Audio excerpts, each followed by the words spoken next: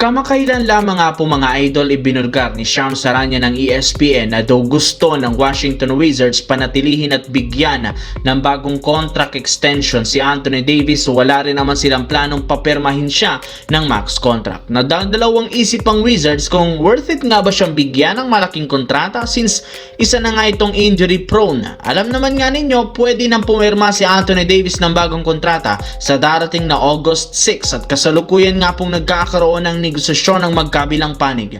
Ayon sa isang insider, pipilitan nga ng kampo ni Anthony Davis ang mismong front office ng Washington Wizards na makakuha sa kanilang team ng max contract sa susunod na araw.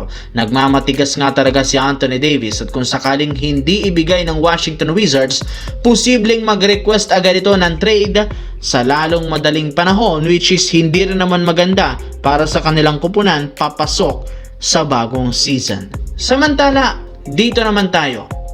Mismong si LeBron James na nga ang nagsabi na isa sa mga rason bakit pinili nito ang Philadelphia 76ers dahil sa napaka-solid na starting lineup, lalo ang bench kung saan makakasama niya nga dito sina Tyrese Maxey, Jaylen Brown, VJ Edgecombe at si Joel Embiid. Isa nga sila sa pinakamalakas na starting five, hindi lang sa East kundi pati sa buong NBA. Pero hindi lang naman first five ng 76ers ang hinahangaan ni LeBron sa kanyang bagong team dahil maging ang kanilang bench, pinagmamalaki na rin naman ito sa pagkakaroon nila ng reliable na role player na kaya mag-step up kagaya na lamang ni Anthony Simons, Kentavious Caldwell-Pope, LaBaron Felon Jr., Dean Wade, Dominic Barlow, meron pang Justin Edward, kumpletos rekados ang bench. Gayong meron sila ditong legit 3-and-D player, defensive player, spot-up shooter at backup big man na kayang palitan si Joel Embiid sa tuwing hindi ito naglalaro sa kanilang lineup. Sa kabilang banda, isa nga mga idol ang Miami Heat sa mga teams na nadismaya sa hindi nila pagkakakuha kay LeBron James sa market. Dahil hindi natupad ang planong pagbuo ng Big 3 ni LeBron, Giannis at Bam,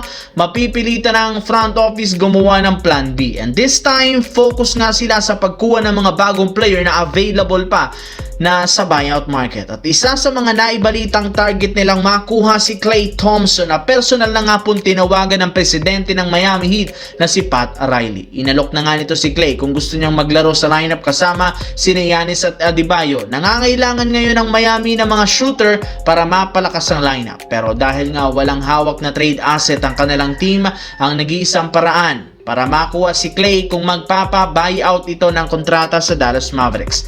Kaya kasama nga sa naging usapan ni Klay at ng front office ng Miami ang assurance sa pagpilit niya sa kanya na ipa-waive ang kontrata sa Mavericks at pumirma na lamang ng bagong kontrata sa Miami Heat.